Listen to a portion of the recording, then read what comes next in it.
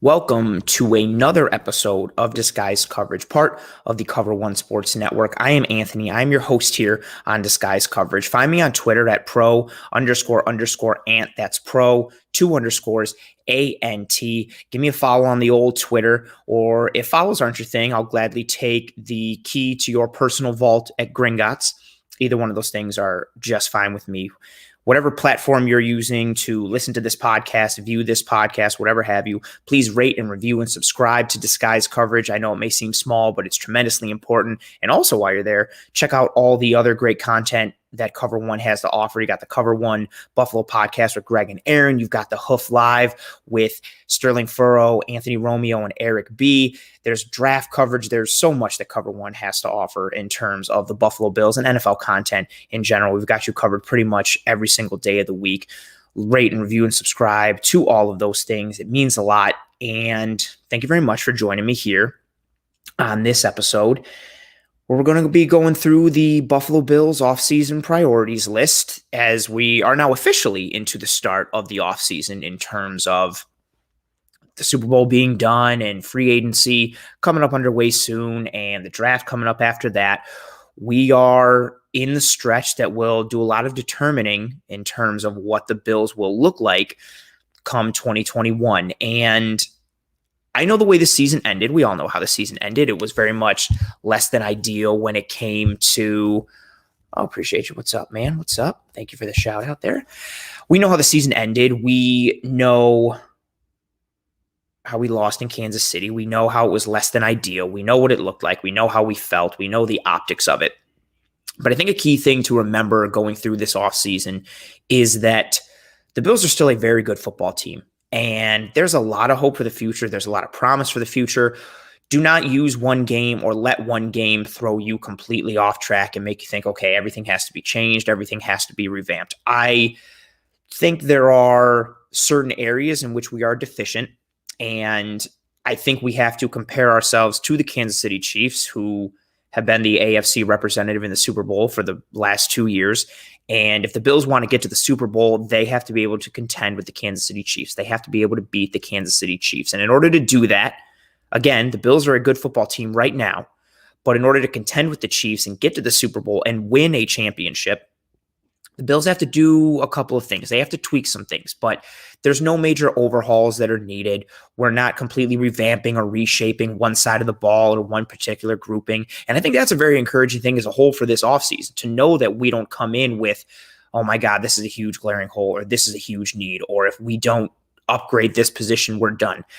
There are strengths that this team has that allows them to cover up for and mitigate some of the deficiencies and vulnerabilities they have. But if we can address some of those deficiencies and vulnerabilities, we'll be a better team for it in 2021. Of course, everything in this offseason starts and ends with the salary cap. Myself and Greg Thompson of the Cover One Buffalo podcast did a Buffalo Bills salary cap special last week. If you haven't checked that out, please go check that out. It is also tremendously informative in terms of what you need to know for the Buffalo Bills salary cap, the salary cap as a whole, how much money we have, players we have under contract, how we can create some more salary cap room, some financial flexibility, all those things. Greg and I took a massive deep dive into that last week. Check that out.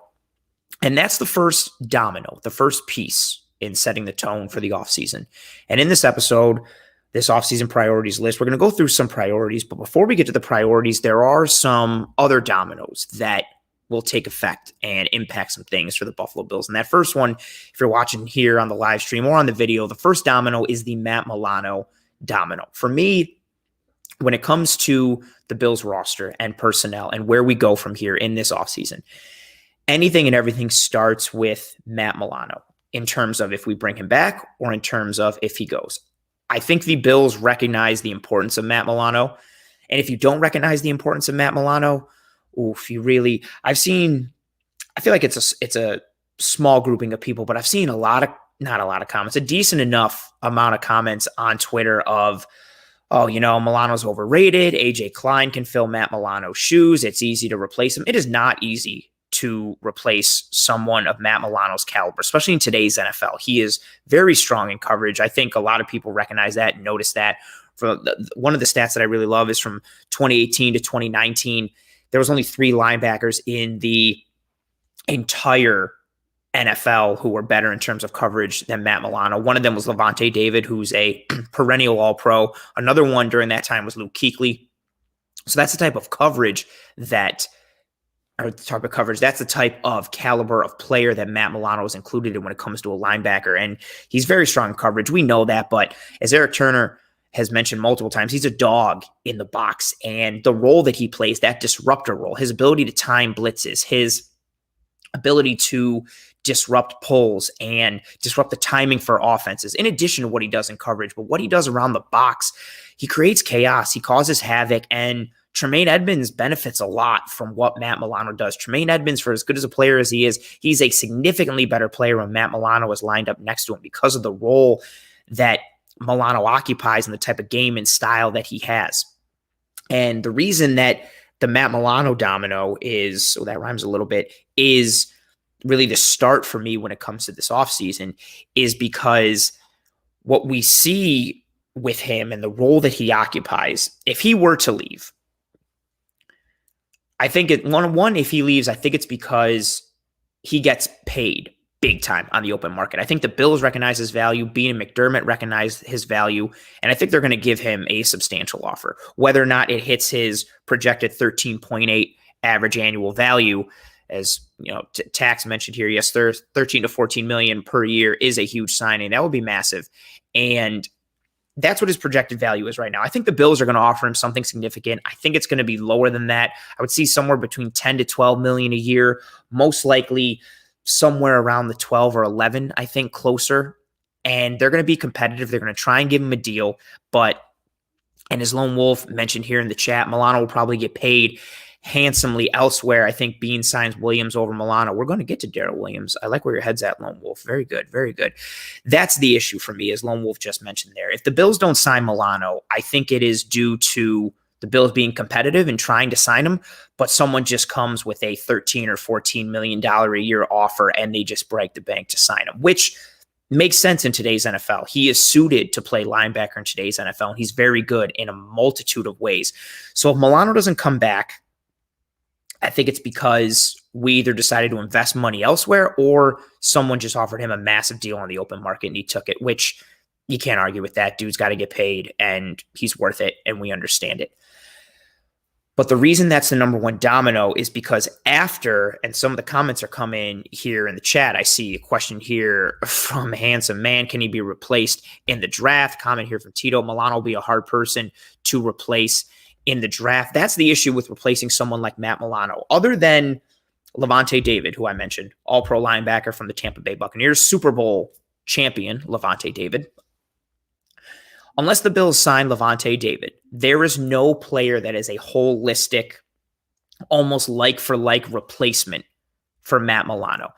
We could potentially sign some free agents to piece some things together. We could go in kind of a lesser version of Matt Milano. You could go for a KJ Wright or a Jayon Brown or Denzel Perryman, things like that. But you're more piecing and patchworking that position together. And if you go into the draft, as some of you guys have asked and mentioned, there's not a holistic replacement for Matt Milano in this year's draft. I would say Jeremiah Owusu-Koramoah, which is a very fun name to say, he comes closest to replacing Milano. I think he's a little bit better in coverage than Milano was coming out of college, but he's a bit more on the slender side than Milano. He's not as much of a dog in the box as Eric Turner has pointed out, and which he did point out in the Cover One film room that he and I did this week. Go ahead and check that out. And that's a really good point there from Tax. Pretty wild that Milano was a 5th-round pick that became so great. Yeah, it's really awesome to see the development and the trend that he's been on. And it's tough to get that kind of value. And if you're going, again, into the draft, there's not one holistic replacement. I know a lot of Bills fans like Zaven Collins from Tulsa.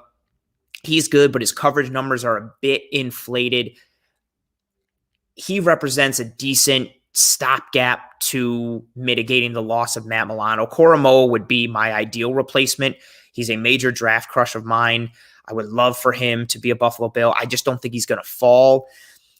And at that point, again, if Matt Milano's gone because of what he does, just individually, but also because of what he does for this defense, this Buffalo Bills defense, a Sean McDermott defense, the linebackers are so tremendously important. We saw it in Carolina. We've seen it so far with McDermott's tenure with the Bills. the linebackers are asked to do so much. And because the base defense for this Buffalo Bills team is a nickel defense, that is what we're in primarily in terms of personnel grouping on defense. Taron Johnson is basically like a linebacker in a lot of sets and formations, even though he's a nickel corner, slot corner. Nickel is our base defense, which means we're running two linebackers a majority of the time. So Matt Milano and Tremaine Edmonds, the two starting linebackers, they're playing roughly 98 to 100% of the snaps. 3 down linebackers, you have to be rangy. You have to get sideline to sideline. You need to be able to drop deep. You need to be able to make open field tackles. You need to be able to blitz. You need to be able to process quickly and accurately. There's a lot of responsibility and stress that is placed on the linebacker position in a Sean McDermott defense. And asking a rookie to come in and fill that right away is a large ask. And again, because Milano has multiple skill sets all combined into one player, he's a tremendous piece for the Bills. And I don't think linebacker wins are a stat, much like I don't think quarterback wins are a stat. Shout out to Bruce Nolan. But we've seen the record and what the Bills look like when Matt Milano's on the field versus when he's off the field. The points per game, the rushing yards allowed per game, the passing yards allowed per game. It's different. It's a different defense when Milano's in there versus when he's not. And if he leaves, that domino is the biggest one for me, because priority one for the Bills this offseason, if Matt Milano leaves, priority one for me automatically shifts to upgrading that linebacker position and filling his spot. What do? Is it done with some patchwork where we have someone who's good in coverage and we piece them together with A.J. Klein potentially, and A.J. Klein is really a first down and at most second down linebacker, or we use a lot of subset packages and sub Klein out with a linebacker who's better in coverage? Do we draft and go with that Buffalo nickel, or sign someone to occupy that Buffalo nickel role that we've been talking about for the last several years, and we go with basically kind of like a big nickel or like a dime formation in terms of having almost 6 defensive backs on the field when teams try to spread us out and pass? It opens up a lot of windows that the Bills will have to close, and it opens up a lot of opportunity to fill a spot. And it's all because one guy who does so much, if he leaves, filling his shoes is no easy ask. It is no small task. He's the biggest domino for me. If he goes, priority one has to shift to filling Matt Milano's cleats, which is a very, very tough ask. I want to get to some of the questions here that were asked in relation to this. So Lone Wolf, was it on our linebackers to cover the tight ends last season? If so, it was subpar. So you know what's funny about that is I literally have it in my notes. Eric and I were talking about this offline before we did the film room episode this past week on Koromoa and Tyler Shelvin and Najee Harris, some draft prospects, and we looked at the Bills' blitz percentage this year versus last year, and roughly they blitzed about 5 or 6% more in 2020 than they did 2019, but they had almost the same pressure rate in both years. So the Bills felt it more necessary to bring more pressure, bring more blitzes in 2020, and by extension, they simulated more pressures. They showed more double A gap blitz and then backed out of it, or just showed more pressure in general. And the combination of blitzing more, simulating pressure, combined with Milano being out and Tremaine Edmonds having that shoulder injury, that made us very susceptible to tight ends, especially in the middle of the field, which is where we saw tight ends eat for a lot of the time. And that's another area in which I think a healthy Milano makes a difference. I still wish we could go back to that Chiefs game and see what it would have looked like if we allowed Milano to get a little more physical on Travis Kelce, who ate us alive. But that's a good question there, Lone Wolf. It's not necessarily all on the linebackers to cover the tight end, but the schemes and games that we were running up front to compensate for certain things made us more vulnerable and susceptible to damage from the tight end, especially over the middle of the field. And so I don't want to completely blame it on the linebackers, but the type of game that we were running up front in 2020 made us more susceptible than it had been, especially in comparison to 2019. And yeah, even the year before, it was a real problem. Tax, do you think it would be a crusher to switch to 4-3? In today's NFL, unless you've got really, really athletic 3-down linebackers, I think it's tough to go 4-3 consistently. Unless you're the Sean McDermott Panthers defense and you've got Shaq Thompson, Luke Kuechly, and Thomas Davis, I think that's a large ask to have a team go with a 4-3 as your base, enough to be able to cover in today's spread offense and to be able to line up with teams who are consistently going 11 personnel or 10 personnel or even 12, especially with how some of the tight ends can run now. I think that's a large ask. And if I'm the Bills, especially with how much they like to go nickel, I don't think they switch more to the 4-3 as their regular personnel grouping or formation. And especially if we were to lose Matt Milano, then we have to add 2 linebackers who can fulfill a similar type of role as him. And I think that's a very large ask given the linebacker free agency landscape and with what's coming out in the draft as well. And, I like the comment from Thomas Burke. Jabril Cox, I've heard a lot of good things for Jabril Cox. I haven't made it to him yet when it comes to watching the film this year. I've seen him on broadcast tape, but as Eric Turner loves to point out, you can't go off of just the broadcast tape. So I have to dive into his all 22. I am hearing his name a lot in Twitter circles, in comments on the videos that we've done. I'm excited to get to his tape because I've heard so much hype and good things around him. But that's definitely a possibility as well. And I'm seeing some more comments asking about Tyrel Dodson. That's a large ask to put Milano's role onto the shoulders of somebody who's never handled that weight before. Not saying that he can't do it, but to expect that of him coming into this year and just say, given the amount of snaps and the role that Dodson has played in our defense in prior years, to just put that workload onto his shoulders and assume that there won't be a huge drop, that's a big risk for me. I feel like that's more hopeful than it is being assured that he'll deliver. I still like his potential and what he can do, but I think that will be a large ask of him. If Dodson is going to be the focal point, I think you have to see more rotation with AJ Klein to be in that role and patch it together rather than just holistically rely on Tyrel Dodson or just one person in that role. It's going to be a little tough with that. I'm seeing some comments from Joe.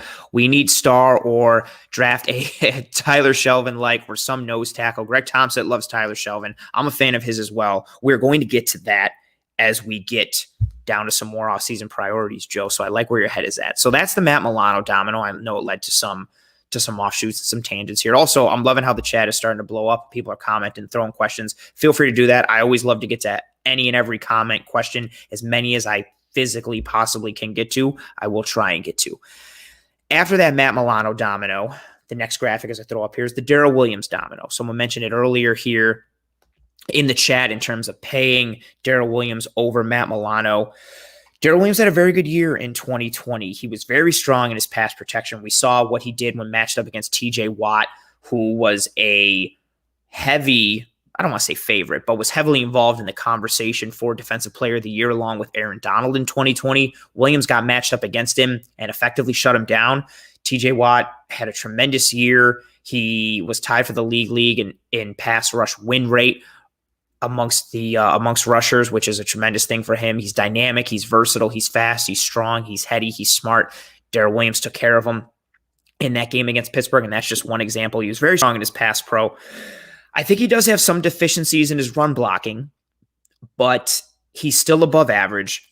He had the most snaps among the entire offensive line for the Bills in 2020. He had the best pass block grade for the Bills in 2020. He was third in run block grade, but he was only 1 to 2 points behind players that were in second and first. He allowed only 29 pressures in 19 games. He was a midseason All-Pro pick by some publications. Daryl Williams had a very good year. My bigger thing with having Daryl Williams as this second domino is, for all intents and purposes now, as much as I love defense, I'm a defense guy. This Bills team is a Josh Allen team. It is a passing team. It is a spread offense. Josh Allen is the franchise. He is the guy. You've got to protect the franchise. You've got to protect the guy. And although there were some struggles on the interior of the offensive line in 2020, which we're going to get to, the tackle positions were very much a strength and very much a pillar of this offensive line. Deion Dawkins at left tackle, Daryl Williams at right tackle, also Mitch Morse in the center, who I think is very underrated and is still a very good center, especially in his pass protection. you've got those pillars on the outside. And I don't like to use one game as the end-all be-all, but if you watch the Super Bowl, the Chiefs with their backup offensive tackles, you saw what happens when your tackles are unable to withstand just basic one-on-one pass rushers. You saw, as much as I'm assuming a lot of us don't like the Chiefs and don't like Patrick Mahomes, Mahomes is fantastic. The Chiefs offense is fantastic. And for as good as the coverage was on the back end by the Buccaneers, which it was, they played that too high over 80% of the time. Their speed and athleticism allowed them to cover Kansas City and cause problems for them in coverage. But the Chiefs' offensive line was not able to withstand the Buccaneers' front. And Mahomes had pressure almost as soon as the ball touched his hands. We saw in the most recent memory of a football game being played in that Super Bowl this past weekend, we saw what it looks like when your tackle positions aren't able to hold up against NFL talent. And Daryl Williams, if it comes down, Greg and I talked about this in the salary cap special episode, if it comes down to Daryl Williams or Matt Milano, Greg and I are in alignment here. I think Matt Milano is better at his position than Daryl Williams is at his position, but the positional value of Daryl Williams at right tackle trumps the need for linebacker. As much as that kills me to say, because Milano's my favorite Bill, or one of my favorite Bills, it's close. But the positional value of Daryl Williams is huge. Having a pillar of strength at the right tackle position to be coupled with a pillar of strength at your left tackle position, that's something that can't be understated. I'm sorry, it can't be overstated. And especially with a quarterback like Josh Allen, who for as good of a year as he had this past year, he's still growing. He's still getting better. And I recognize this, Joe. Milano is harder to replace this season. I agree. But if we are unable to protect Josh Allen and give him the time that he needs, I think whatever happens on the defense is kind of irrelevant. With the weaponry that the Bills have, with the ability that Josh Allen has, with the trajectory and the trend that Josh Allen has, if we can't do the basic thing of protect him, in addition to supporting the running game, which we're going to get into as well, we don't stand a chance. We're not going to come out here and shut teams down and only give up 10 points. We're not built for that. I don't really think any defense is built for that in today's NFL, but we are built on offense to put up 30 to 40 points a game, as we did this past year. And as we saw with the Chiefs, if you can't pass pro, you're in rough shape. We also saw it with the Bills in the playoff game against the Chiefs. We got eaten up by Chris Jones and Frank Clark and that front, and Allen had guys in his face almost every single snap, running for his life, trying to make something out of nothing. And it was tough for him to do anything, almost similar to what Mahomes did. And you saw it all over social media. People were talking about the same thing that happened to Mahomes in the Super Bowl is what happened to Allen in the AFC Championship game, but the two quarterbacks were treated differently, yada, yada. Moral of the story is, if you can't protect your guy, your franchise, your QB, you're going to be in rough shape. And I kind of agree that it may be harder to replace Milano holistically, but we got to protect Josh Allen. And I like that, T-Dope. Defense does win Super Bowls, but there's enough that we can do to kind of mitigate the loss of Milano versus if Josh Allen gets hurt or Josh Allen goes down or we can't do anything to keep him upright and allow him to function, we're not going to function as a team. This is Josh Allen's team. It's a passing team. It's a spread offense. Without Josh Allen clicking, we're not dead in the water, but it's going to be very tough for us to reach the heights and the goals that we want to reach. And Tax had a good point here. Tampa Bay's O-line this year was God tier. They were very good. Tristan Wirfs had a tremendous year for a rookie. Ali Marpet is very good. That line doesn't really get talked about a lot. And obviously, why would it? You got the studs on defense. You've got Tom Brady. You've got the weapons on offense. But the Tampa Bay offensive line was very good. And so again, this Daryl Williams domino was a large domino because there's a chance in relation to Milano, there's a chance the Bills can keep both. There's a chance they can keep Daryl Williams and Matt Milano. But I think if one of them stays, the odds of the other leaving are higher. I think Daryl Williams has a good chance to be re-signed. His average annual value projection right now is $7.9 million. I think the only way Daryl Williams leaves is if the Bills have something else lined up in mind in free agency. I don't think they would bank on being able to get a starting caliber right tackle for sure at the end of the first round and being able to plug in for Daryl Williams right away. The only chance I see Williams leaving is if he gets some really good offer somewhere else of like 10, 11, $12 million a year. Maybe someone comes in and gives him like a 3-year, $33 million deal to shore up the right side of their line. I think there's a good chance that Williams comes back. And because I think there's a good chance that Williams comes back, I think that means that there's a higher chance of Matt Milano not coming back.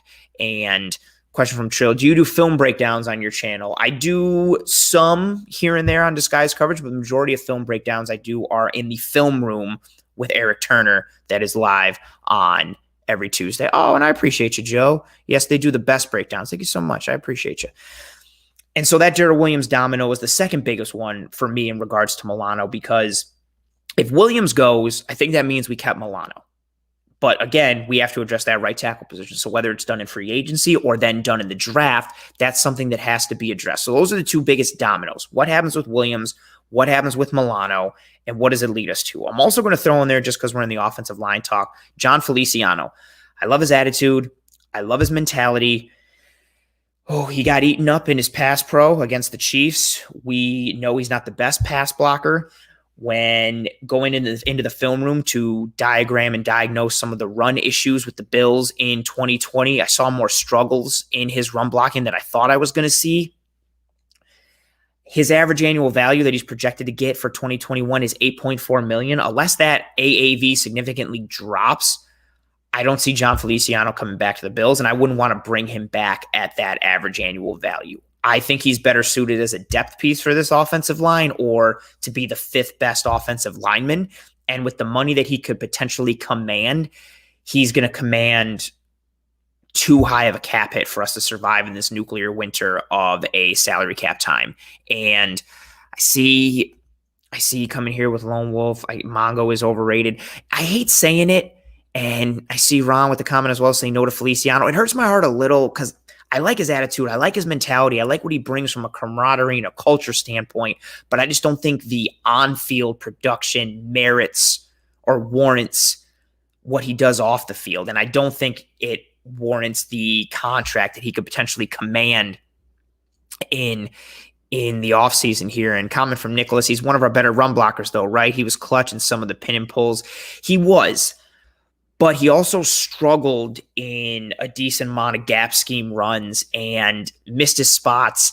And when you hear the comments that Bean makes, like we want the offensive line to be more athletic, I think he's somebody you look at, and he's a mauler, but I don't think he mauls to the point where it compensates or allows you to overlook his lack of athleticism. Although I do again, and as Lone Wolf just threw in the chat there, yeah, you don't win games off the field. I love what he brings from an attitude, mentality standpoint.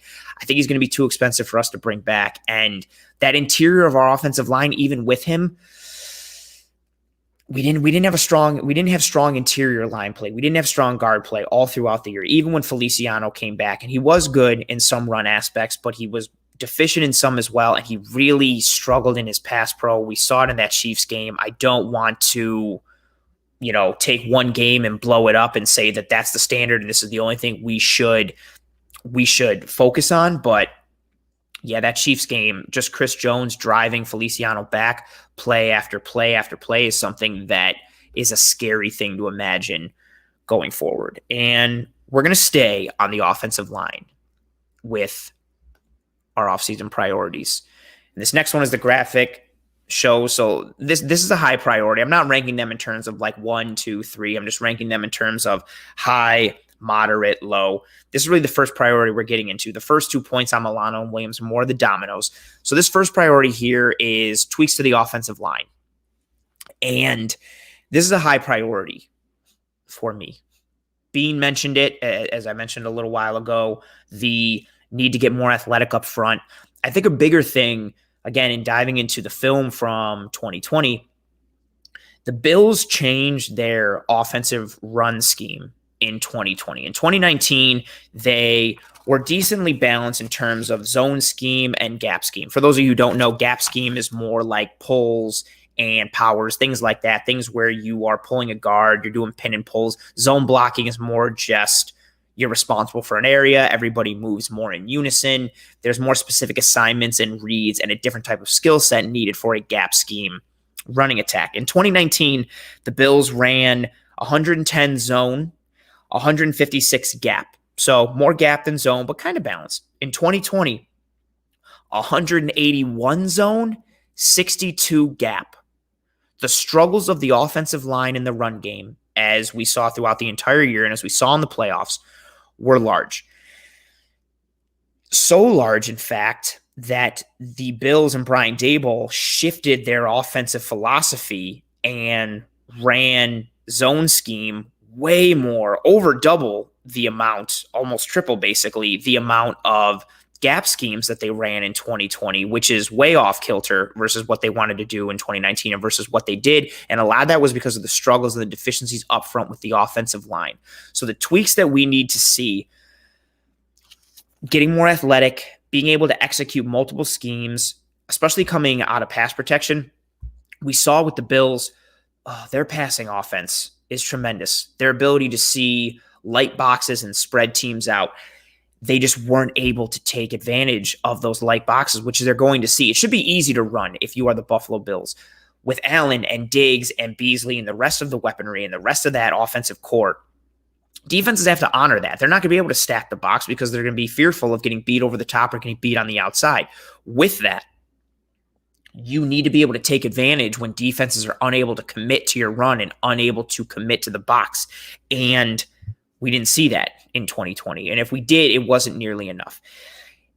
And again, the offensive line tweaks aren't in just relation to the run. We have to be strong in pass pro. That's where the John Feliciano debate comes in terms of bringing him back. Whether we bring him back at his anticipated average annual value or not, bringing him back, period, is an interesting conversation to have because of his struggles in pass pro. And the Buffalo Bills cannot lose games because Josh doesn't have time to make his reads against a four-man rush. With the weaponry that the Bills have, with Josh Allen's ascension to one of the top quarterbacks in the league. And again, he should continue to go higher. It's just a matter of how much. It's just a matter of if he continues to trend on a sharp incline or if he starts to plateau a little bit. But he will continue to get better, especially in the mental aspect of the game. He improved a lot in that regard in year 3. He should continue to get even better. We cannot afford to lose games because Josh doesn't have time to throw against a four-man rush like he did against the Kansas City Chiefs. We cannot afford to fail to sustain drives because we can't convert a 3rd and 1, like what happened multiple times against the Indianapolis Colts. We cannot afford to be beaten in certain areas on our offensive line against light boxes, against light rushes, against basic structures and schemes up front. We can't do that. We have to protect the franchise. We have to be more impactful in the run game, and we have to be more athletic, like Brandon Beane said. Again, those gap scheme and zone run scheme differences in 2020 are a massive thing. The Bills like balance, and I think they were going to come into 2020 being a passing team anyway, but the fact that they went away from gap runs almost completely, especially the back half of the year, they were a zone running team. That's not something they wanted to do. That's not something they had pinpointed coming into 2020, but they had to shift to that because they weren't executing up front. That interior of the line is the biggest area where I think we need tweaks, especially if we bring back Daryl Williams. Cody Ford, I saw the couple of comments coming in earlier on thoughts on Cody Ford. I think you still need to give him one more year. I think he's a better guard than he is a tackle. And we didn't get to see what a full year of Cody Ford looks like because he went down with injury. You still got to see what you have. I don't want to go through like a sunk cost fallacy type of thing. Like, well, we spent, a day 2 pick on him, so he's got to get some time. We got to get value out of it. I don't think it's a measure of that, but we haven't seen his full capability. I don't think we have enough sample size of him at the position. I think he's probably going to see a starting spot at one of the guard positions coming into this year. And then you're looking at Dawkins, you're looking at Ford, you're looking at Morse. That means you really got to go with a guard in round 1 or potentially a day 1 or day 2 pick. hopefully you're bringing back Daryl Williams. If not, you got to go and strengthen that offensive line and tweak the offensive line. I'm seeing a lot of the chat coming through, and I like this comment from Ron. My dream draft would be round 1, Tevin Jenkins, who's a right tackle, round 2.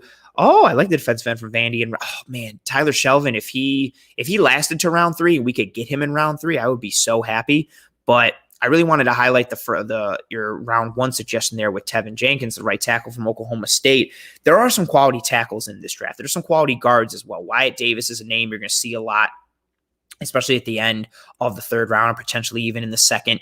There are some opportunities to get more athletic and get more structure out of our guard play or even tackle position if we had to go that route.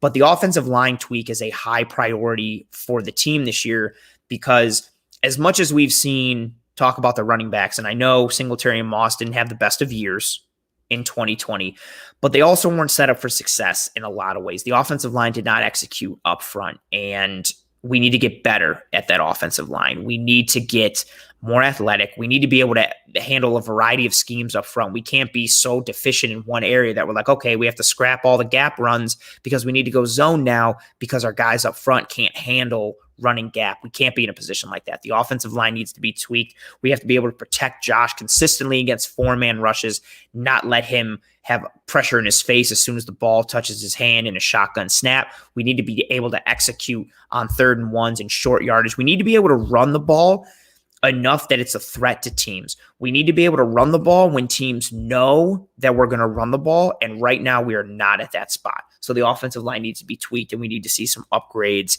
in that area. And moving on to the next topic, which I know I've seen some comments come through already. We need a stronger edge presence / pass rush going into 2021. And I'm going to answer this comment quick from Taylor. Can we afford to start a rookie at right tackle next to Feliciano or Ford?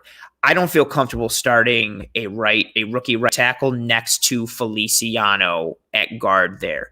If Daryl Williams is gone, I think that means we sink money somewhere into a guard in free agency, even if that's Brandon Scherf. That would be awesome if he's coming from Washington, but he's going to be a little bit high priced. I really don't think they let Daryl Williams go. I think there's a very, very, very high probability that he comes back, and then you're slotting some other cost-efficient but serviceable guard, or you're drafting a guard to go there at right. I don't know. I don't really see Feliciano coming back, especially at that average annual value. Maybe he comes back on a real cheapy type of deal and they still invest in that position in the draft, but we need to see some tweaks and go through there as well.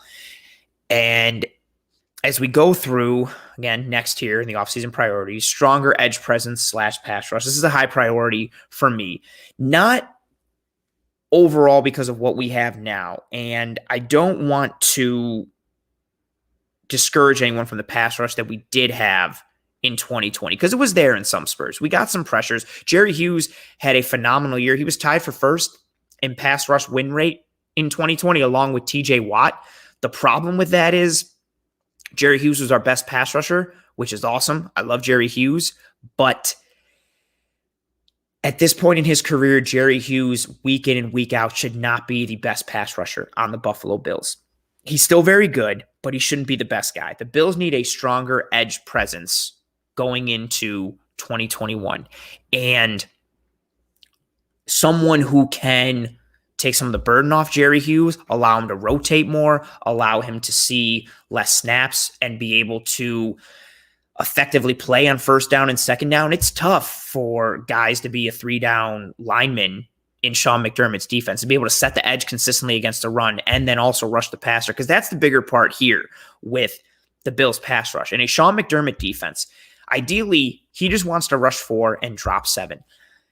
So you're running pressure games and schemes and stunts up front with your front 4 trying to get to the quarterback. But then also within that, you need to be able to rotate. So you're starting 4. You don't just need like a starting quality front 4. You need like a quality front like 6 or front 7. You need a good like 7 guys that you can rotate along the defensive line who offer you quality, who offer you ability, who when you start to rotate, you don't have a massive drop-off in talent. You don't have a big drop-off in terms of production. And when I say a stronger edge presence or pass rush in 2021. It doesn't necessarily have to be one person. I know a lot of people like to throw out Shaq Barrett because he's going to be a free agent from Tampa. And man, if the Bills could get Shaq Barrett, that would be great. That would be cool. And if we're able to save some money in some areas and give it to Shaq Barrett, that'd be cool. But we don't necessarily need to break the bank on an edge rusher. But if we could add somebody, even in a situational pass rush role, or maybe we see what contracts look like for Carl Lawson or Bud Dupree. But again, it doesn't have to be a holistic break the bank, get a stud coming off the edge, but it needs to be somebody who can win in one-on-one situations. We need a pass rusher, especially on third down, who we can put on the edge, and we don't have to worry about, okay, do we need to play some kind of game to allow us to get some pressure? We need somebody that we can just set up on the edge and be like, okay, we have confidence that there's a pretty good chance you're going to beat the guy you're lined up in front of and then go after him and then get to the quarterback. That's what we need. I mentioned that blitz percentage earlier when talking about why we struggled against the tight ends. We blitzed more in 2020, and we didn't see better effectiveness in terms of our pressure rate, and it left us vulnerable to certain plays over the middle, especially to the tight ends. This defense is not built for consistently blitzing. This Bills defense is not the Baltimore Ravens organized chaos defense. This defense is not the Dick LeBeau zone blitz Steelers defense. This defense is, I don't mean this in a negative way, but this defense is pretty simplistic. They're going to rush 4. They're going to drop 7. They're going to disguise some coverages, pun. They're going to play games up front with their pass rush and their front 4 and run schemes and stunts and different types of things. And they're going to show different looks, and they're going to operate out of that. But this is not a large zone blitzing team. This is not a team that is going to come after you 40, 50% of the time, at least not ideally. They don't want to do that.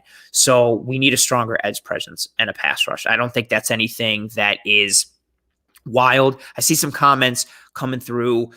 I think the Watt aspect, especially with his contract, is rough to make work in a trade. If he gets cut and goes to free agency, who knows? There's a chance, but I think all the signs point to him, if he's a free agent, point to him going to Pittsburgh to join his brother. The opportunity to play with his brother combined with being able to play in that defense, I think he's more likely to take a potential pay cut to go to that team, play with his brother, do all those types of things. And there's a chance we could get Watt, but I wouldn't hang your hat on it. And I know there's people clamoring for Barrett or Yannick Ngakoue or even Bud Dupree. You can see what that contract looks like. But there's some quality pass rushers. We don't necessarily need a massive break the bank stud. And this is a great point here from Dylan. I want a guy with guaranteed production who's proven he can excel off the edge. That is exactly what we need. And it can be just a situational guy, but somebody who you know can be a terror. And it doesn't have to be sacks. I know we get caught up in that. I'll be like, well, how many sacks does he have? It doesn't necessarily have to be that. It just needs to be somebody who wins in his pass rush, who affects the quarterback, who can get to him in roughly 2.5 seconds, alter the throw, make him rush his throw, especially with the talent that we have in the secondary, taking advantage of that. That's what we need. We need a stronger presence when it comes to that. And Jerry Hughes, bless his soul, it's not right to continue to put that burden onto Jerry Hughes and say, okay, like, you need to keep being our best pass rusher. You need to keep being our best pass rusher, especially with how he functions on first and second down and is constantly setting the edge and affecting things in the running game. He's not built for that life, unfortunately, to use that kind of comment there. And I wanted to pull up, here's a comment here from Cheeto. We're simply too slow and unathletic. And I don't know necessarily what you meant that in reference towards, just because I'm trying to catch up here in the chat. But I wanted to mention that because it leads into my next point of what I would like to see in the offseason. This priority is speed and athleticism on the defense. The Bills' defense they're a good defense, despite the deficiencies and things they had in 2020. But they are a good defense because of technique, because of execution, because of schemability, and because of coaching. But they're still a good defense. But they are not holistically, physically gifted. They're not tremendously big. They're not overly fast. They don't have certain physical characteristics to be able to hang with certain teams. And I see the comment here, speed and power. Yeah, that's the point here. Tre'Davious White is a perfect microcosm of the Buffalo Bills defense. He's got tremendous technique. He's got great footwork. His hand technique and hand placement and hand usage are great. His hip fluidity and his ability to turn and read routes, his ability to diagnose the play, to have play recognition to read his receiver, function in the zone, his intelligence, they're all top-notch. But Tre'Davious White isn't out here with a 98 Madden speed. He's not a big, physical, imposing monster. He's quicker than he is fast. He doesn't have the best long-distance speed. He's not overly tall. He's not overly strong. None of those things. And the Bills' defense is like that as a whole. Micah Hyde and Jordan Poyer, I think, are arguably, if not the best safety tandem in the NFL. Neither are the biggest or the strongest or the fastest. They're both versatile. They're both smart. They both execute well. They both play with good technique and intelligence. But again, they don't have tremendous physical attributes. If we look at corner number 2, Levi Wallace, same thing. He's done great for an undrafted free agent coming out of college. And even the people who want Dane Jackson to be corner number 2, not a burner either. Dane Jackson isn't the fastest. He's physical. He's good coming forward, but he's not the most fleet of foot. He's got good footwork, but he's not a burner. He's not tremendously fast. And again, when you're trying to hang with the Kansas City Chiefs, at a certain point, you need speed or some strength, especially in the speed department. If we look at, again, I don't want to take one game or one play and use it to define everything and then revamp everything and rechange everything off of it. But the Tyreek Hill 70-yard reception in the AFC Championship, he caught a pass over the middle and was just so much faster and more athletic and more agile than almost everyone on our entire defense that he took a little, 10-yard over and took it for 70 yards just by stopping and turning and running and acceleration and deceleration and changing gears because he's so much faster. Granted, he's also arguably one of the fastest players in the league, but we saw what the Buccaneers did to Kansas City in playing that too high scheme and using their speed and athleticism and coverage to cause problems along with their pass rush. It's always a combined effort. You need good pressure. You need good coverage on the back end. If you have one holistically and don't have the other in any form, you're going to be vulnerable.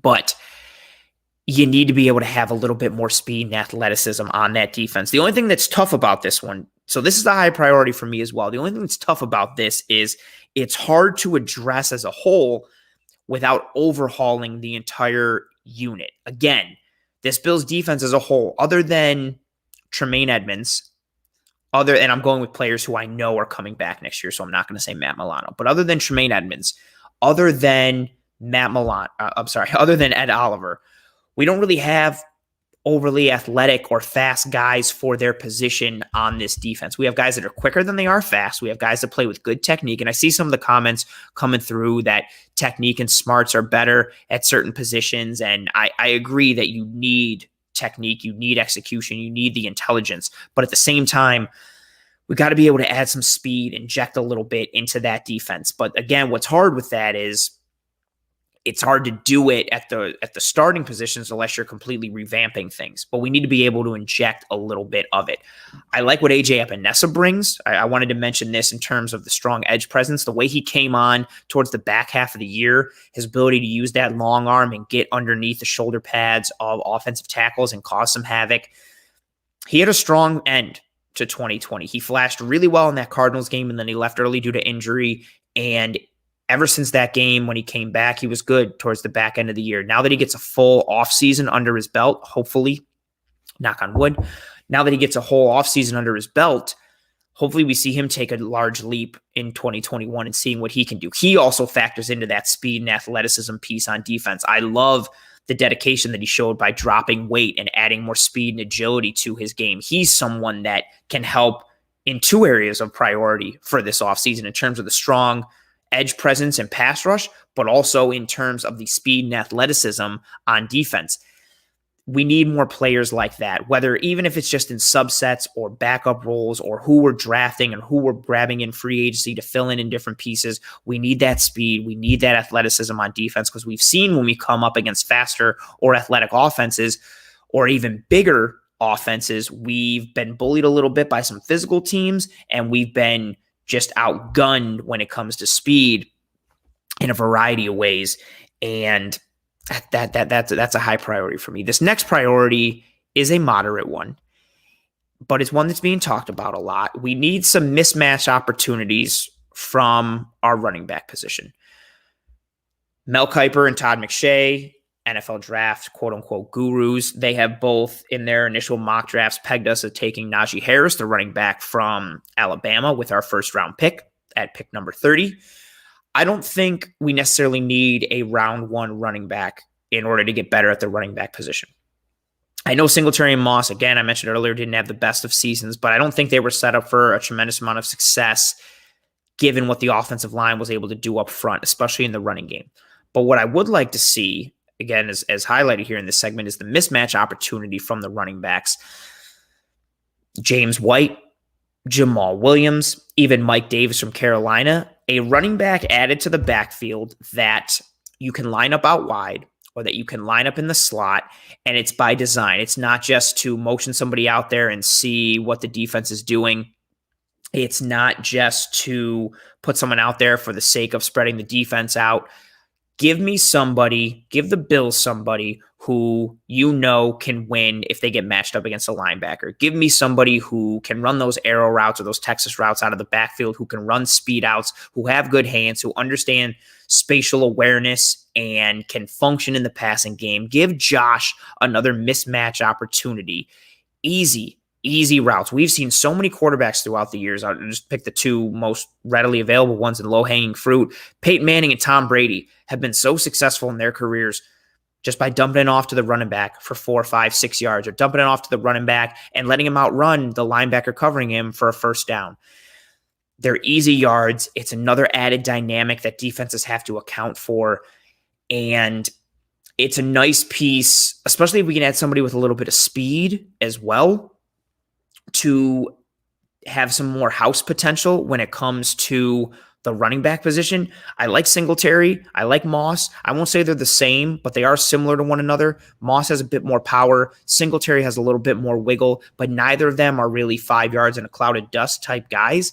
I'm not saying we have to grab somebody that's pure speed, but somebody that offers a different dynamic, whether it's a burner who has that house capability, or preferably somebody who can run routes out of the backfield, who can line up in the slot and create mismatches. James White, Danny Woodhead type of running back. Jamal Williams from Green Bay.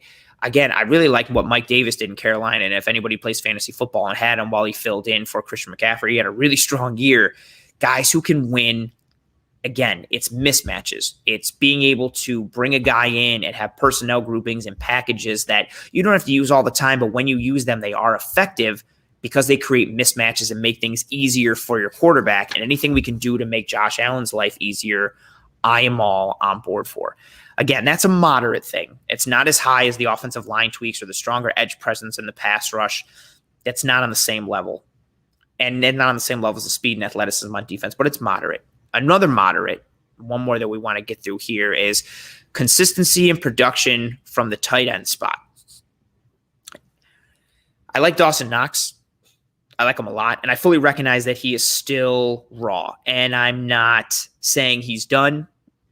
I'm not saying I'm out on him as a prospect and as a player, but I think relying on him to be our tight end one in 2021 is more hopeful than it is based in expectation in terms of knowing what you're getting and being assured in the production level that you are going to get.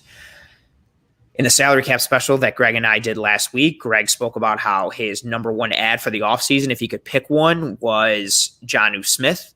That's a really intriguing option. Gerald Everett from the Rams is another potential option. I don't think Hunter Henry is realistic because of the money that he is going to command.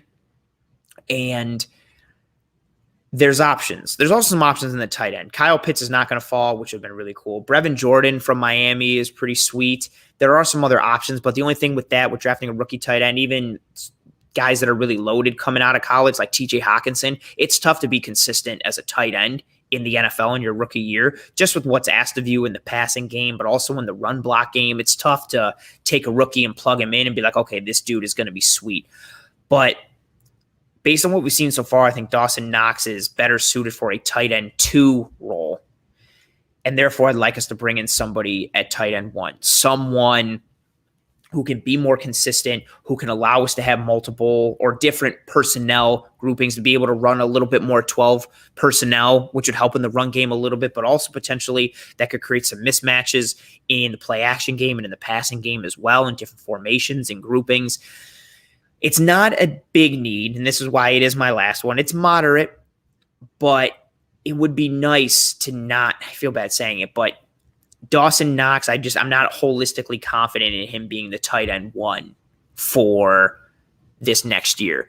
And comment from Joe there, Knox is the best option with the price. Yeah, but at a certain point, and I'm seeing another comment here that ties in with this from Lone Wolf, how much production does this offense need out of the tight end group? I don't think there's a quantitative amount, but I think with the receiver grouping the Bills have, with having Stephon Diggs and then having Cole Beasley in the slot and having John Brown, or even if John Brown goes and it's Gabriel Davis or Isaiah Hodgins or Isaiah McKenzie, one of those things, those receiver weapons create mismatches.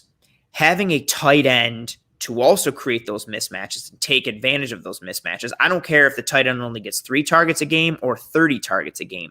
Having someone that creates mismatches that you know will be consistent in their ability to take advantage of the mismatches, that's what I'm looking for out of the tight end position. It's similar to the running game aspect. The Bills' run game needs to be better. But to be better, I don't think that means we need to run the ball 20 times a game. We only might need to run it 8 to 12 times, but when we run it, we need to be effective.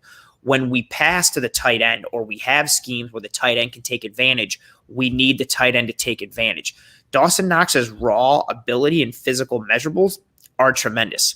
I just don't have faith that play in and play out he's going to deliver, even if we're just taking from the most basic aspect of catching the ball. I don't have the most faith that he's going to deliver play in and play out. And so that's why, again, it's not towards the top of my list when it's like, we need to get better at the tight end. We need to get better at the tight end. But if we have somebody, and that there's a good point there from Ron, it puts pressure on opposing defenses having another threat at tight end. If we have another piece that defenses have to account for and have to acknowledge, I think Dawson Knox, when we get him the ball, was more just like, oh, okay. Or like the defense will be like, all right, we got beat. Let's just come back and get after it again. But they weren't like, okay, where's Diggs? All right, where's Beasley? All right, where's Dawson Knox? I don't think defenses were doing that. And if we can add a piece to the tight end grouping that they're like, okay, where's Diggs? Where's Beasley? Where's Jonnu? All right, got him. Or even Gerald Everett, someone that's more effective in that passing game. What's nice about Jonnu is his ability to function in the run game as well. Playing in Tennessee, he's seen a lot of run blocking. And Dawson's not a horrible run blocker. But being able to have someone like that can wear multiple hats and create mismatches and functionality. And there's a point there from Handsome Man. Defense has no worry about our tight ends. Imagine if tight end was a threat. And it's coming from Joe. Some of it may be schematic. Tight end is not a priority in the game plan. That's fair. But then you can also, there's the comment from Ron, they never game plan for our tight ends. You can play that both sides, Joe. Maybe the tight end isn't a priority in the game plan, but maybe they're not making it a priority in the game plan because they don't have faith in terms of what results it'll yield and what their return on investment will be in giving priority to that position grouping. And those two moderate ones are very related for me in terms of the tight end and in terms of the running back grouping. I don't think we need holistic upgrades. I don't think, and also just from a money perspective, but I don't think we're going to go out and sign Hunter Henry. I don't think we're going to go out and sign Aaron Jones, but I also don't think we need to do those things. And I saw a comment earlier, apologies for whoever mentioned it, and I didn't pull it up. I know with the running aspect, if you bring in another running back, then it's like, okay, another running back by committee, and then you're dressing 3 running backs and types like that. I'm not a fan of that either. I would like a holistic, albeit one person type thing. I really like Najee Harris from Alabama. I really like Travis Etienne from Clemson. My problem is with, I think, what the holes and needs and upgrades and tweaks the Bills are going to have to make in the draft. I don't think they have the luxury of going running back in round 1 or early round 2, which is where you'd have to go to get one of those guys, unless you're going with Javonte Williams from UNC. And there's some other guys, but then you're still investing in that way. Somehow, some shape or form, the running back grouping has to be upgraded a little bit to add another dynamic weapon out of the backfield to be able to create more mismatches. Or even if we address one of those, I would be okay, whether it's tight end or running back. But both of those are secondary to the high priority of upgrading the offensive line and seeing those offensive line tweaks, getting a more effective pass rush and having a stronger edge presence and more consistency out of that position. And then adding a little bit more of speed and athleticism on defense to be able to contend with the Chiefs and be able to contend with the bigger guys. And I don't mean physically bigger. I mean the bigger teams in the league who have the ability to spread you out. And I mean, if we happen to play Green Bay in the Super Bowl or something like that, knowing that they're rolling Devontae Adams and Valdez-Scantling and, well, probably not Aaron Jones now. Aaron Jones or Williams is coming back, but they've got so many pieces on that offense that they can roll out and spread you out, and they're bigger, but they've got speed and they've got technique combined with that speed.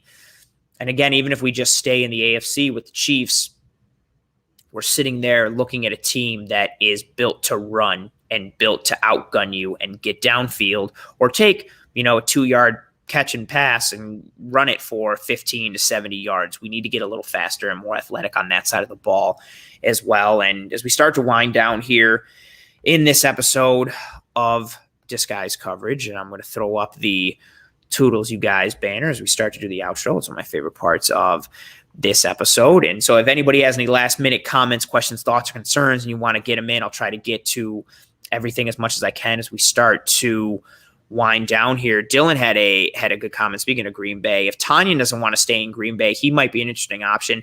That would be an interesting option. Robert Tanyan, he had a tremendous year, granted playing with Aaron Rodgers and being able to function out of the rest of that offense is good. But see, and that's a good example of what Tanyan did in Green Bay. You've got somebody who, I don't necessarily think the Packers were coming out and scheming for Tanyan to get open and do things, but he took advantage of the coverage that he received because the defense had to account for Devontae Adams and all the other receiving options for the Packers, and Tanyan was able to take advantage of those mismatches. It would be nice if the Bills could do that with consistency as well because they've got Stephon Diggs and Cole Beasley, guys that defenses have to account for. Comment here from Luke Ryan, sign Marlon Mack. I wonder how much money he is going to command. But I like Marlon Mack, a little bit of an injury concern, but it would be nice if he's sharing the load.